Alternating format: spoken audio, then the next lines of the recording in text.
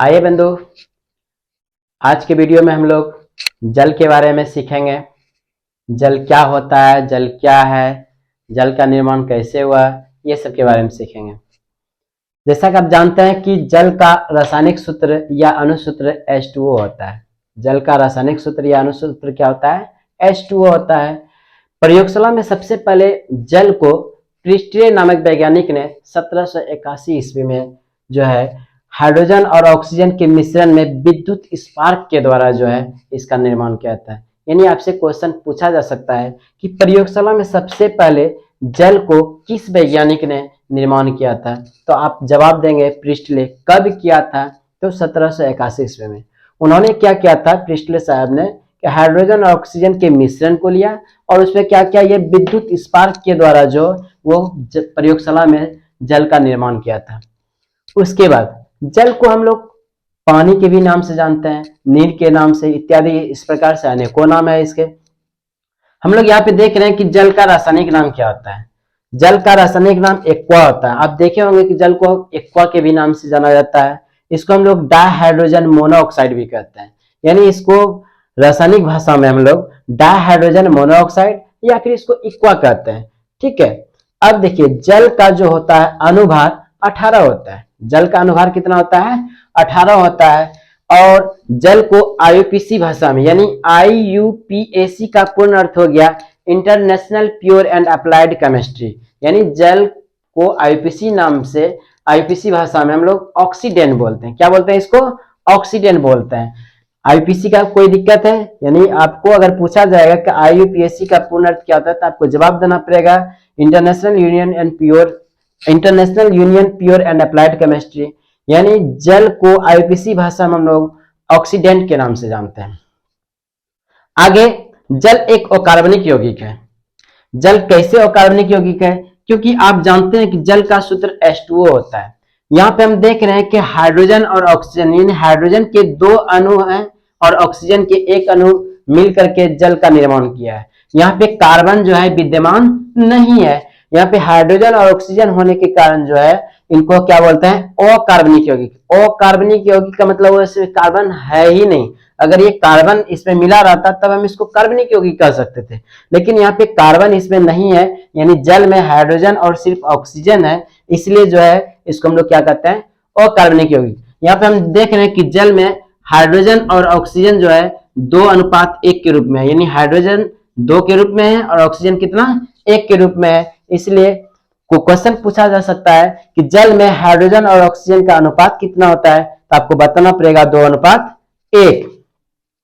आगे, जल का जो कोणीय संरचना होता है 104 डिग्री 28 मिनट होता है। यानी जब इसका स्ट्रक्चर जब बनाया जाता है, जल का कोणीय संरचना जो होता है 104 डिग्री कितना होता है? 28 मिनट होता है। जल का महत्तम मान, ये बहुत ही इंपॉर्टेंट क्वेश्चन है। अक्सर आपको पूछा जाता है कि जल का महत्तम मान कितना होता है या जल का महत्तम घनत्व कितना होता है, तो मैक्सिमम जो होता है इसका 4 डिग्री सेल्सियस होता है। कितना होता है? 4 डिग्री सेल्सियस। ये अक्सर बार बार पूछा जाता है, बहुत ही इंपॉर्टेंट क्वेश्चन है। अब आइए जल का भौतिक गुण देखते हैं। यह रंगहीन होता है, यानी इसमें किसी प्रकार का रंग नहीं होता है। उसके बाद कहता है यह गंधहीन होता है और यह क्या होता है? स्वादहीन होता है। आगे, जल का पीएच मान, यानी उदासीन जल का पीएच मान जो होता है 7 होता है। जैसे आप देखे होंगे जो जल हम लोग यूज करते हैं, यानी पीने का जो यूज करते हैं, तो वो उदासीन होता है, उसका पीएच मान कितना होता है? 7 होता है। जैसे समुद्री जल है, समुद्री जल का पीएच मान जो होता है 8 पॉइंट क्या होता है? 4 होता है, क्योंकि वो खारापन होता है। तो जल का पीएच मान थोड़ा थोड़ा अंतर भी होता है। पीने वाले का कुछ अलग होता है, समुद्री जल का कुछ अलग होता है। इस प्रकार हम लोगों ने यहाँ पर देखा कि जल का अणुसूत्र H2O होता है। प्रयोगशाला में सबसे पहले जल को किसने देखा? भाई प्रिस्टले ने देखा। कब देखा? तो 1781 में। जल का साधारण नाम आपने क्या देखा? पानी और नीर देखा। रासायनिक नाम तो एक्वा और डाइहाइड्रोजन मोनोऑक्साइड होता है। जल का अगर अनुभार पूछा जाएगा तो 18 होता है। जल को आईयूपीसी भाषा में क्या कहता है? तो ऑक्सीडेंट कहते हैं। जल कैसा यौगिक है? तो जल एक अकार्बनिक यौगिक है। जल का संरचना, कोणीय संरचना अगर पूछा जाएगा तो आप बताएंगे 104 डिग्री 28 मिनट। सबसे ज्यादा ये पूछा जाता है कि जल का महत्तम मान कितना होता है, तो आपको जवाब देना पड़ेगा 4 डिग्री सेल्सियस। कितना देना पड़ेगा? 4 डिग्री सेल्सियस। ये भौतिक गुण हो गया। अब ये पूछा जाता है कि उदासीन जल का पीएच मान कितना होता है, तो आपको जवाब देना पड़ेगा 7। आगे जल आखिर होते कितने प्रकार के? तो जल जो होते हैं मुख्यतः 4 प्रकार के होते हैं। कितने प्रकार के होते हैं? 4 प्रकार के। पहला है आश्रित जल, ठीक है। दूसरा है मृदु जल, तीसरा है कठोर जल और चौथा है भारी जल। यानी हम इसको अगले पार्ट में हम आश्रित जल क्या होता है, मृदु जल क्या होता है, कठोर जल क्या होता है, भारी जल क्या होता है, ये चारों का वर्णन हम अगले पार्ट में बताएंगे आपको। फिलहाल अभी आप देख रहे हैं कि जल 4 प्रकार के होते हैं। पहला हो गया आश्रित जल, दूसरा है मृदु जल। ये जल का प्रयोग हम लोग पीने के रूप में करते हैं, यानी पेय पदार्थ यानी पीने के रूप में हम लोग किस जल का प्रयोग करते हैं? मृदु जल का प्रयोग करते हैं। मृदु जल में क्या होता है, जल के साथ साथ सोडियम है, मैग्नीशियम, ये कैल्शियम, ये 3 चीज जो है मिले रहते हैं। जो जल हम लोग यूज करते हैं, प्रतिदिन पानी पीते हैं पेय पदार्थ के रूप में, उसमें उस जल में क्या होता है, सोडियम, मैग्नीशियम और कैल्शियम की मात्रा कुछ ना कुछ मिली रहती है। एक होता है कठोर जल। कठोर जल जो होता है, कठोर जल में कैल्शियम और मैग्नीशियम मिली रहती है। आप देख रहे हैं कि कठोर जल जो होता है 2 प्रकार का होता है। पहला अस्थाई, दूसरा क्या होता है, अस्थाई। और सबसे लास्ट में होता है भारी जल, ठीक है।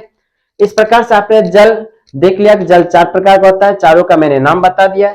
इन चारों का वर्णन हम अगले वीडियो में आपको बताएंगे। आज के लिए थैंक यू।